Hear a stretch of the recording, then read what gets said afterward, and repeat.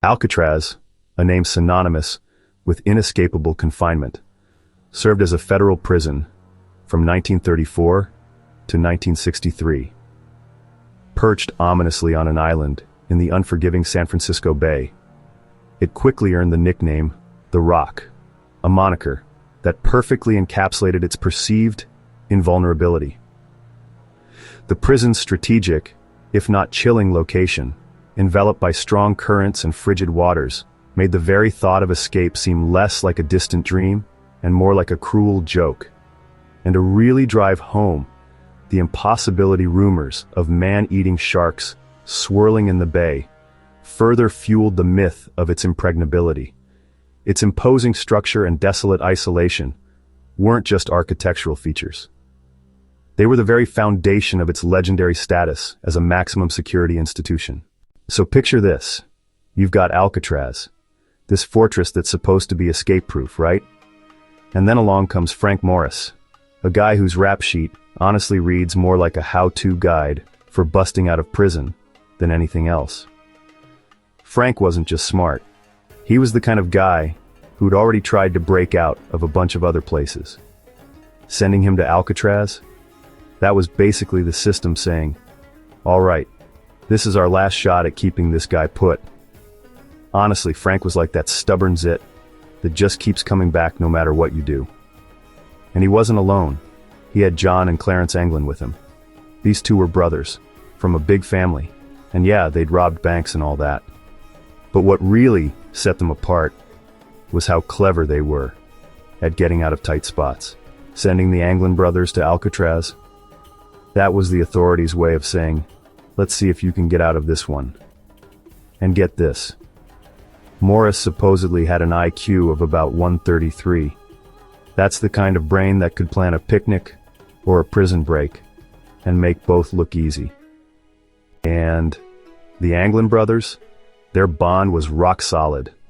I mean, if you're gonna trust anyone with your life, it's probably the guy who shared your bedroom growing up, and maybe blamed you for breaking the lamp too. The brilliance, or perhaps sheer audacity, of the escape plan began with a rather mundane observation. The concrete around the ventilation grills in their cells was, shockingly, deteriorating.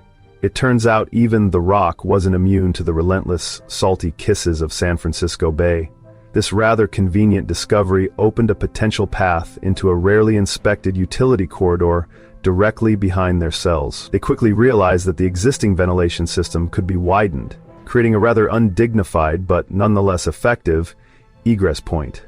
The plan, they understood, would not be a quick dash, but a meticulous and long-term effort, demanding patience that most prisoners usually reserve for parole hearings, and a level of secrecy usually reserved for secret recipes or embarrassing childhood nicknames. They knew they'd need to gather or create tools because, let's face it, chipping away at concrete with a spoon wasn't going to cut it, unless they had an entire cutlery drawer to spare. The audacity of attempting such a feat in the world's most secure prison truly set this plan apart. To successfully execute their nighttime demolition work, the escapees needed to become masters of illusion. Their solution? Lifelike dummy heads, affectionately dubbed papier-mâché dummies. These artistic marvels were crafted from a delightful concoction of soap, toilet paper, paint, and for that extra touch of authenticity, real hair painstakingly collected from the prison barbershop floor. The realism of these dummies was absolutely critical for deceiving the ever-vigilant guards during their hourly checks. The heads were strategically positioned on their bunks, nestled under blankets, to simulate sleeping figures. This elaborate ruse provided them with precious, undisturbed hours of work each night. One can only imagine the guards' internal monologue. Another night, another peaceful sleep. These guys really know how to catch some Z's. Little did they know, those Z's were actually PS, for prisoners escaping. The sheer dedication to detail, even down to scavenging for hair, speaks volumes about their commitment to the plan. On the fateful night of June 11th, 1962, the men made their final tense adjustments to their cell modifications.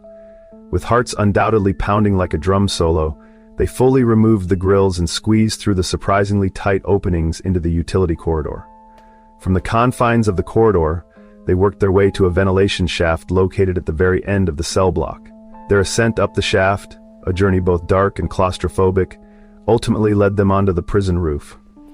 Their descent from the roof, not one for the faint of heart, was achieved by sliding down a large kitchen vent pipe on the exterior wall. One hopes they had a soft landing, perhaps a pile of discarded kitchen scraps. The silence of the night, punctuated only by their own frantic movements, must have been deafening, each minute stretching into an eternity, as they risked everything. Once on the ground, near the prison's shore, the escapees embarked on the final, crucial stage of their audacious plan, assembling a makeshift raft and life vests. These ingenious flotation devices were constructed primarily from over 50 stolen prison raincoats, sealed with the heat from steam pipes, a truly resourceful repurposing of government property. In a stroke of unexpected ingenuity, a concertina-like musical instrument, possibly an accordion, was adapted to serve as a bellow for inflating their raincoat armada.